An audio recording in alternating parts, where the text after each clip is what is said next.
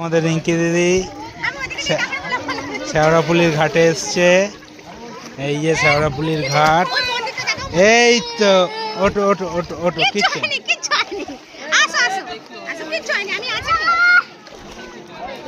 আমি করাচ্ছি, ওকে আমি করাচ্ছি। হুম হুম হ্যাঁ না এগুলো যাও যাও যাও যাও। তুমি এখানে এইটা ধরে দাঁড়াও, এইটা ধরে দাঁড়াও। আচ্ছা হ্যাঁ চেন ধরো, হ্যাঁ চেন ধরো,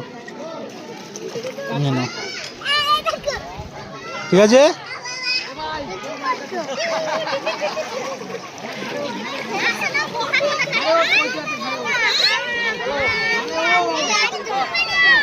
হ্যাঁ